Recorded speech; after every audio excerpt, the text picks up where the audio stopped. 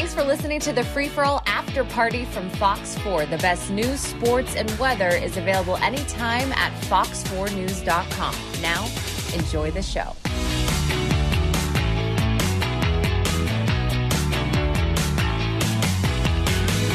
Mike, earlier in the office today, I was like, wait, what month is it? What year? I'm like losing track of the time because of this winter blast that we had. Everyone survived, as far as I know. This wasn't the same as a year ago, but did you make it through? Did you lose power? Did not lose power. Didn't even, I don't think the lights even flickered.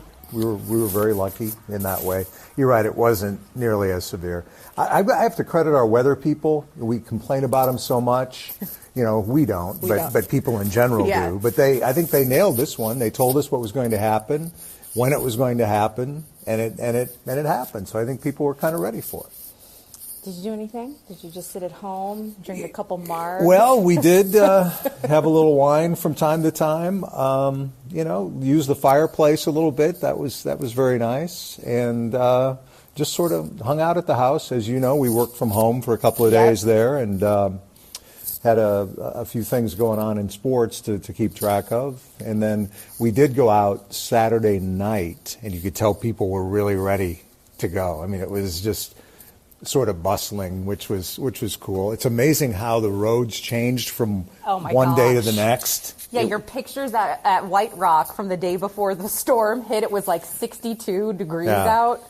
And then it was really dangerous for like a day, I think. And I didn't drive on the worst day, but you could tell it was really icy. But then so much of it melted in 24 hours. And where you and I are from the Northeast in your case, the Midwest in mine, they stay ice covered for like months at a time. But here the ground is so warm, I guess, that it tends to melt. So I mean, I went out. I did make a CVS run on Thursday, and it was a little bit icy, but I was like, I'm fine. I always kind of carry around this like macho attitude whenever it hits with like the winter storms and stuff, because I've driven in it for so many years. Like even when I was in college at UConn, we would be hit with snowstorms and we would be driving up hills. Now, granted, we would get stuck and roll a little bit. Yeah. But you just get used to it. But I will say, when I was driving home, I was like, oh, this isn't bad. No one's on the road, and this sedan literally did a 360 about 50 yards ahead of me, was trying to turn and wasn't even going fast. So I was like, okay, now it's time to go home. So it is crazy how things like that can just spiral out of control. So better that everyone, stayed in. Don't be like me and make a CVS run. Yeah, it's funny because I'll hear Midwesterners or Northerners in general talk about how you can't trust the way people drive down here. But you can't drive on ice. You can't drive on ice no matter what. Snow is one thing, ice is another. And I've done a 360 before, like as a college student, in the middle of I-35 near Des Moines. I'll never forget it, driving when I shouldn't have been on the ice. And it's a helpless feeling. So hopefully everybody stayed safe and was careful and all that. And if that's winter, that's great. I'm done with the winter. I'm ready for spring. It's weird how I get, and I've talked to you about this before, I get into these periods where I'll want to be out and about, out on the town with my friends, going to this restaurant and that restaurant, and then I'll go through periods where I literally don't want to be around anyone, which is weird for us in a way because, we're always around people. We always have to talk. We always have to, quote unquote, be on. Although I don't think that for you and I being on is much different than how we actually are, because people always say, oh, you're the same, like in real life, which I always think is funny. I'm just as boring off air as I am on air, basically. Yeah, pretty much the same. But it's so weird because I've gotten so comfortable in my own solitude, which in my mind is a sign of growth and maturity on my part, because when I was in my earlier 20s, it's like I always had to be around someone, like whether or not that company was necessarily the best company, I won't get into that, but... No, if it's helpful, go ahead. But this isn't a therapy session. Actually, it is at times. Mike is my therapist, and I'm yours from time to time, by the way. But there's something to me that's comforting about being comfortable with being in your own solitude. Like, it's because our time got cut on Wednesday and Thursday. So for people at home not knowing, when there's really bad weather, we're either not going to get on the air in sports, or we might have a few minutes, which you did. But I don't know, it just allows me to collect my thoughts and think about things more. And, when I get into my modes of, this day was so bad or things are so bad, I'm quickly reminded in like those quiet moments that, no, it's actually not. And I need to be appreciative of A, B, C, and D. Well, I appreciated, I think, having Wednesday and Thursday from home, just because it sort of reminded me of working from home during COVID. Yes. And how much I enjoyed hanging out with my wife at home. And it's just, I got a little bit of work done, but you're right. We didn't have the same amount of time to fill, and it was, for obvious reasons, almost all weather coverage on our news. And I just did a short thing that I recorded each night. So it was kind of a nice respite in that regard. But I was ready to get back to work today, in spite of how I may have been acting in the office earlier. Mike, I was ready to get back to work. Ducey, for those of you who don't know, you'll be in your moods, but then you'll get antsy, and then you'll want to get on your schedule. You like having things a certain way, which I appreciate. Yeah, I do. It's a little disturbing sometimes how if it changes, it sort of throws me off. I'd like to say it's a sign of age, but I've always kind of been this way. What I do appreciate, though, is think most of the time, if one of us we're never usually cranky at the same time. It's very rare that both of us are in an off mood at the same time. So then we're able to, kind of be a shoulder to lean on at times. You hear the term, not to be creepy here, but you hear the term work wife or work husband. Yeah. And it is, in some ways, in that regard, if you've been married as long as I have, on your good days, you learn how to read the other person to the point of, if they're heading in a certain direction, maybe you shouldn't head that way. You know what I'm saying? I can read you very well. And it's the same way in the office. And it's the first time that I've ever had a co-host, as we've discussed many times. I've never had that before. To bring up. But it's the first time I've worked with a co-anchor. It's common for news people to do that. It's not something I've done as a sportscaster before. So I should probably talk to Heather and Eager and Clarice as to how they've handled it through the years. But I think we've navigated the waters pretty well.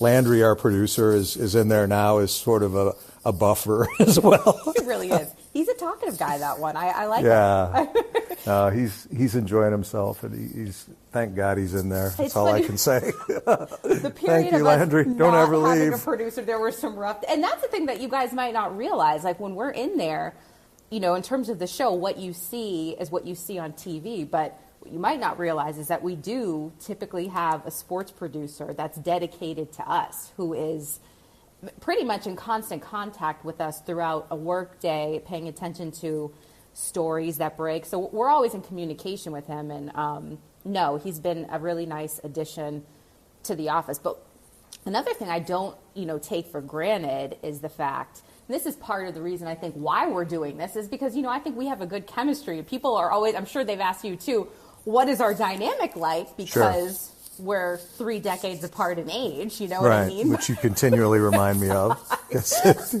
But honestly, I think we get along. I put our chemistry up against anyone else of a similar age group. You know what I mean? I think, in fairness to me, if we just may make this about me for a second, I think it helps the fact that I have a wife and 2 daughters, You understand women. And, I will never say that. Nobody does. Nobody does. But you try. I think maybe there's that. And we do, you and I tend to think the same way about certain things, and I think about the way things should be done in this business. And but I think there's some differences that can be helpful too, that I probably have to be more open to sometimes, in terms of, for instance, doing a podcast, which was also on Mike's to-do list for 2022. I don't want to say I was dragged kicking and screaming into this, but it's not. Basically, Mike is the star of this podcast. All I'm asking for is for him. No. All I need is for you to show up. That's it.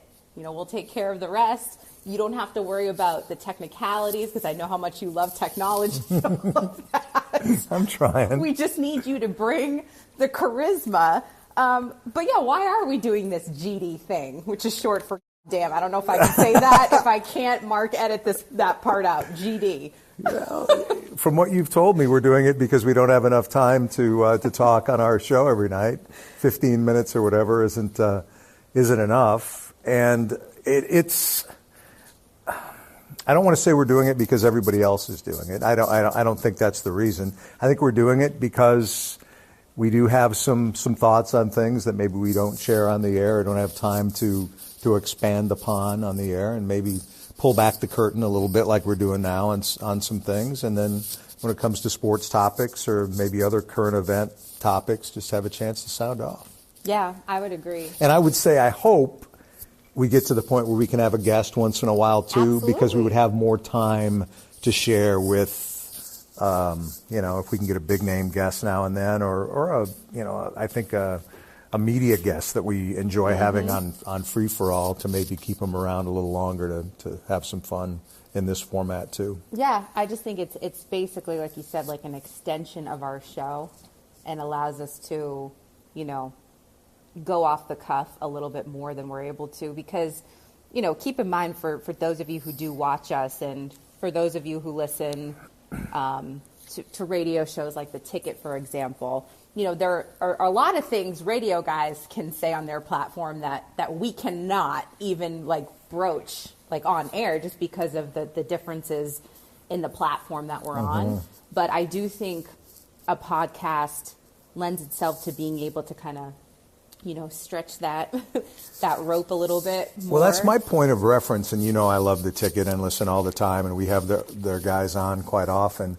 And I don't listen to that many podcasts, to be honest, but I look at every segment on The Ticket essentially is, a podcast, or however long you want to talk about, whether it's a 20-minute segment that they do, or even a 4-hour show, if you want to look at it that way. But they every topic is sort of a podcast for The Ticket guys. So that's sort of the way I guess approach it. And when I fill in on The Ticket from time to time, sometimes it's kind of a daunting task for me. And you did it as well. And oh my gosh, so I told Mike that I told you that I got asked to fill in on New Year's Eve, and I was so nervous, even though it was only a 2-hour slot, and people would be like, well, why are you nervous? I would think TV is more nerve-wracking, but I had never done something like that before, and the thought, when you're on that entire time. So I was like, don't let there be any dead air. Don't let there be any awkward moments. Just keep rambling if you have to. But no, what those guys do when you do it, it's a lot of credit to you guys, because that is a talent to be able to do that on a day in and day out basis, and to be able to talk off the cuff with news that breaks on the daily, And I'm not saying it's exactly the same thing, that and what we're doing now, but I think there might be some similarities. But the key seems to be, for a podcast, finding ways to make it a little bit unique, and hopefully the fact that you and I are doing it, and the people who care enough to watch our show maybe would care enough about listening to this as well. So we hope they'll give it a shot. One more point before we hit a little break. Okay. And we talk some about sports. Pivoting. We're a month into 2022. Are you a believer in New Year's resolutions? Have you had, and it doesn't need to be anything that's stern, but the cliche New Year's resolution is, I'm going to get in shape. And then you see everyone in the gym on January 2nd, and I'm going to go to the gym, and then a month in, you start to see those numbers, and the people that you saw in the gym on January 2nd are not there come February. But do you believe in them? Do you use them? I've used them in the past. I didn't really have a specific one this year. I sort of had a general thought in my mind, I think, entering the new year about a couple of things, and I haven't done real that well with them so far. Are you going to disclose any, or? You're going to laugh out loud at one of them. One of them was, however you want to put it, to be more positive or complain less. Okay. That was one. Okay. Thank you for not laughing. I'm not laughing. And the other one was to read more, and not just read my computer, my iPad, my phone, but to actually read these things they call books. And I plan to get around to that one of these days as well, to always have a book going. I've gotten away from that in my life, and I don't like that about, I read a lot for work. Yes. And sometimes, for leisure, but it's usually on an electronic device. It's usually a magazine article or something that I've seen online. I'm not a big fiction reader to begin with, but I love history. I love politics, obviously sports, music. So I like to read biographies, so I want to get into that more. How about you? I do believe I gifted you with a book last Christmas. Have you touched that? Just remind me which one it was. Seriously, you may have. Was it a Chris Matthews book? I think it might have been. I think it was a history book, actually, wasn't it? I think so. Yeah, it was a book about history. Now I don't remember. It was a history book. It's funny you say that. I might have mentioned this book to you before, but Mike knows this, but I'm just more and more interested now in like human behavior and why people act the way they do. And to your point, not that this was like a solidified resolution for me in 2022, but it was my cousin who actually told me to do this. She's like, instead of being so quick to react to things, like if people trigger you, if someone triggers you, try to just sit back and observe their behavior. And observe it and don't take it personal. Because one of my things has been, for the longest, I take everything personal, like for a long time.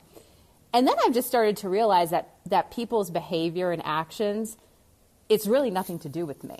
And like once you start kind of switching your mindset to that, you practice the art of detachment, Mike.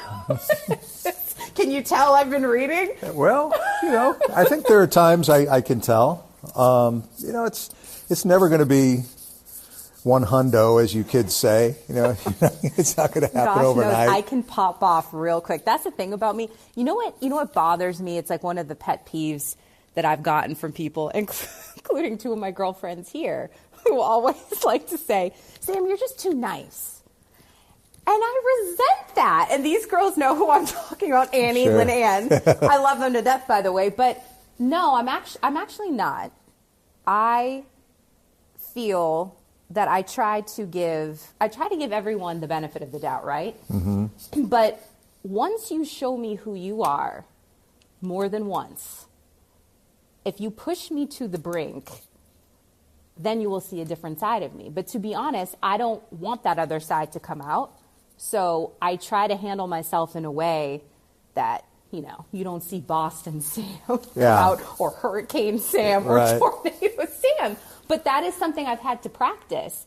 And certain experiences I've had have made me kind of, live into that. But the book, sorry, I digressed, that I've been into, it's called Attachment. And it has to do with adult relationships and romantic relationships, and the fact that primarily we all have a certain type of attachment, if not a combination of two. And the three types of attachment are secure, avoidant, and anxious. So you're predominantly one of those, if not two. I used to be anxious, like hands down anxious. And now I think I'm growing more into the secure attachment style. So without reading it, you strike me as secure. I feel like you're a secure type of dude. Yeah, this is a path that I need to know more about, these terms, before I think I you need to read it. Divulge one style or another. But going back to what you said about taking things personally, though, and I do have that in common with you. And I go back and forth between wondering if I'm too hard on people or too easy on people. You know what I mean? And I think in some cases I'm one, and in some cases I'm the other, because I don't like to confront people, But I also think I'm too easily offended sometimes, and for that reason I think sometimes I just avoid dealing with people altogether. And not to, again, talk about once you reach my age, but sometimes you find you just don't want to deal with the shit anymore. Yeah. So you just sort of... Mike's done dealing with the ish.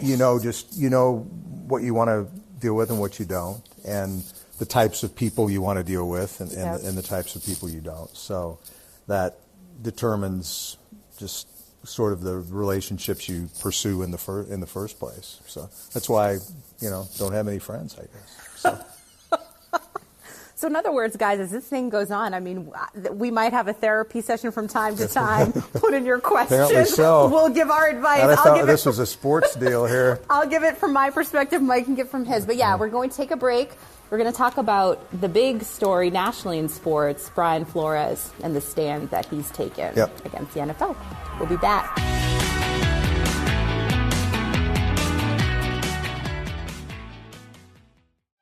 Tim Ryan here.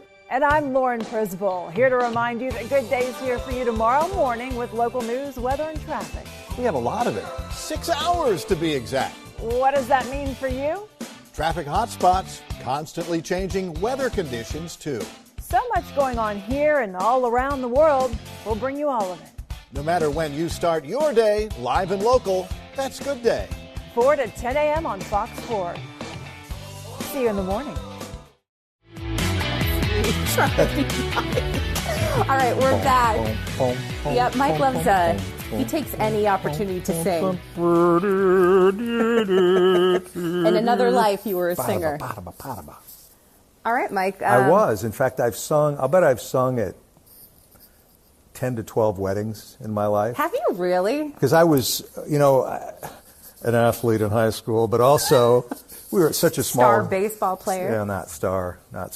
I was not a college baseball player like Eager or... you were in a movie, or though, Jeffrey weren't Kolb. You? Weren't you in a movie? movie? I was in the final season, a movie about an Iowa high school team. They used part of our sportscast from Cedar Rapids for that. That's what it was. But I also was Curly in Oklahoma my senior year, the lead in Oklahoma. Stop. Yeah. So a lot of my friends, when we got to the age where a lot of us were getting married, would ask me to sing in their weddings. What reminded me of that is I was listening to one of the Sirius XM channels the other day, and some cheesy Lionel Richie song from the 80s came on.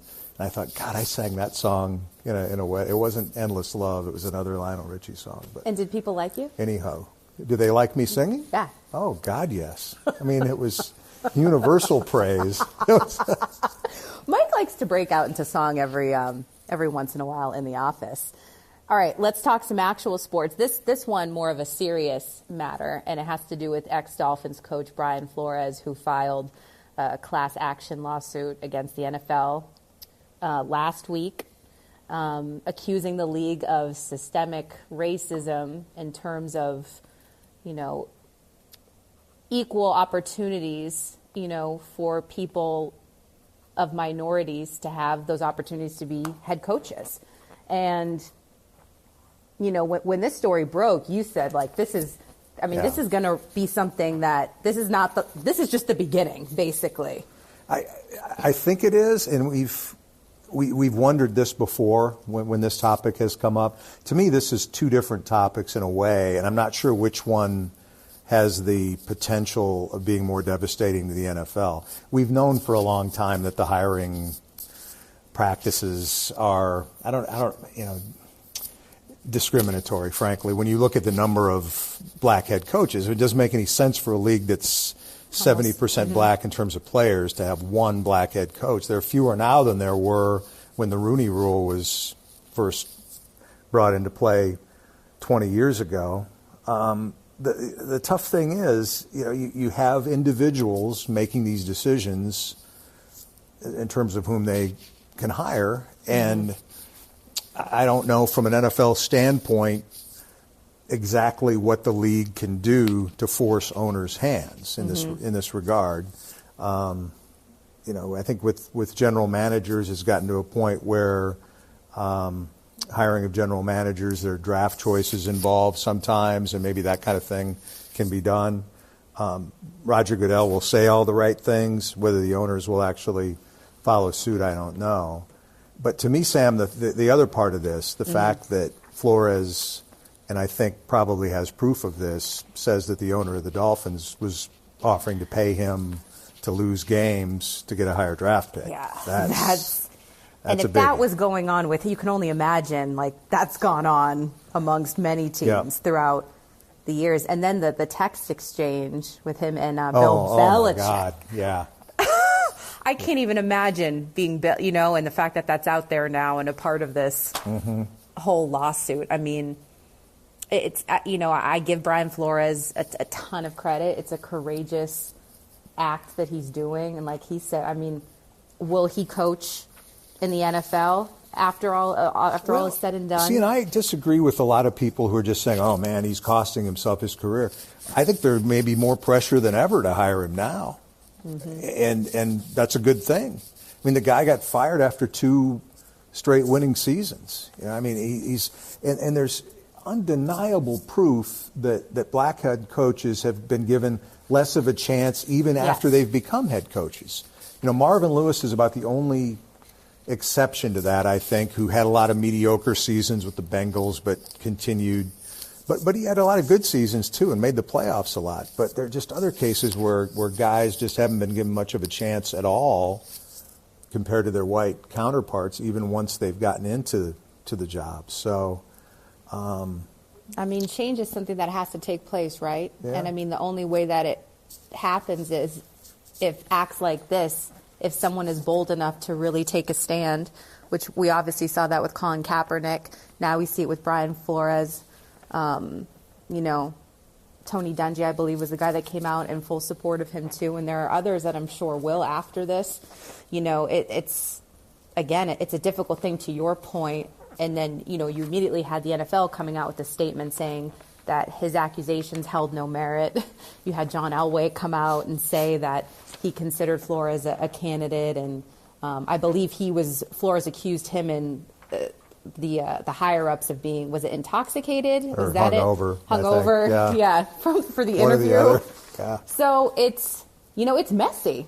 I mean, to be honest. And like you talk about black coaches not having as long of leeway. I mean, you brought up a good point with Jason Garrett, of how long he had to try to get this team, to the promised land or what have you. But I do think that this is just the beginning for a lot of different reasons, as you said. And again, I don't know how the hand can be forced.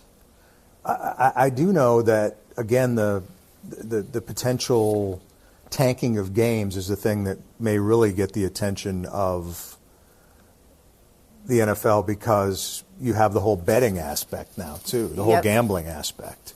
And oh man, that's, you tie those two together and that's potentially devastating. Yeah. And the NFL does enjoy an antitrust exemption to a certain extent that I think if Congress got involved, that could take this thing to a new level as well. And there'll be political pressure applied, and this may be the rare case where political pressure could be applied for both sides of the aisle, because both sides could stand to gain, potentially from this, depending on, how far they want to go with it, politically. But it's a terrible look for the NFL heading into Super Bowl week.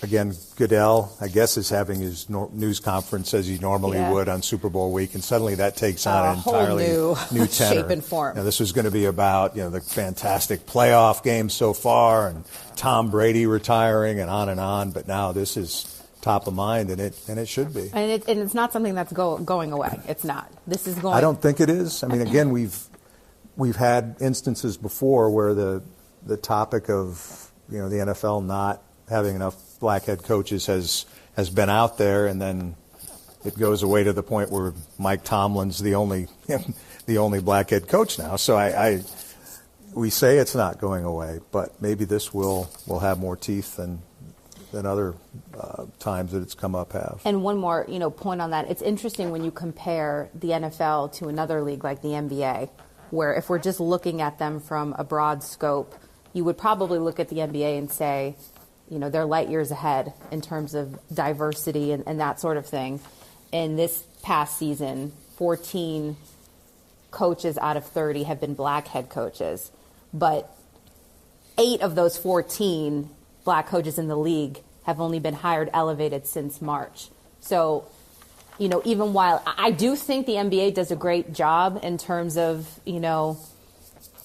diversity and those types of things, but to this point in this New York Times article, they're basically saying, well, it wasn't that long ago that the NBA was in a very similar position as the NFL. So it'll be interesting to see what transpires. Yeah, and I wish I knew the answers to changing it. I don't. You keep hearing cliches like, in the NFL, the owners are all white and they're more comfortable hiring somebody that looks like them, or on and on and on. Then you need to figure out some way to change that and to increase that comfort level, or again, some way to put heat on these guys to do something that, who gives a damn if it's uncomfortable? If it's the right thing to do, it's the right thing to do.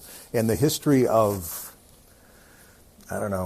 integration in this country, if you will, says that uncomfortable decisions had to be made. And I'm not comparing the NFL to other more important areas of American life, but it is by far the most significant sport in this country. And these owners enjoy a lot of advantages. They enjoy a lot of public money to get these stadiums built. Yep. So again, it's maybe pressure from people who make those types of decisions that's going to change this. Yeah, Kenny Stills, wide receiver, said the answer is diversity in ownership. So we'll be listening to that press conference by Roger Goodell this week. Okay, last note, Mike. Winter Olympics. I always feel like the Winter Olympics gets forgotten about in a way. I think the Summer Olympics and its popularity outweighs the Winter Olympics. Maybe that's just me looking on the outside in, but we do have it. It was postponed because of COVID, obviously. What's your favorite Winter Olympic sport that you like to watch? Well, that's a good question. I do enjoy the figure skating. We were talking about this before. There's always a superstar that just kind of takes the Winter Olympics by storm. I think it's this 15-year-old. Camelia, I think. Yeah. I don't know if I'm pronouncing that right, the Russian. And we watched her last night just with a perfect program. Some of the high-speed stuff, the luge, it just astounds me that these people are going 70 miles an hour down this ice-covered track.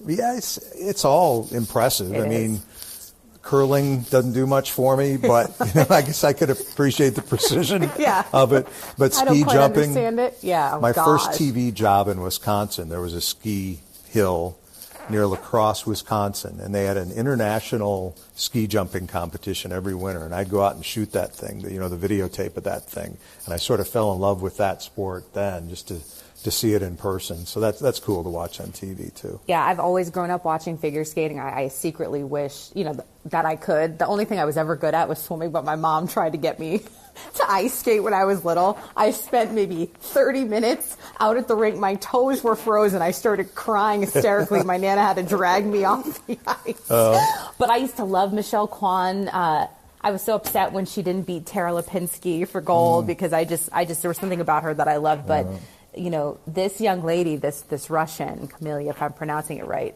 they were saying it last night in the team competition that she is a once-in-a-generation type talent. Like, her performances are artistically, she scored a perfect score in the team event. Yeah.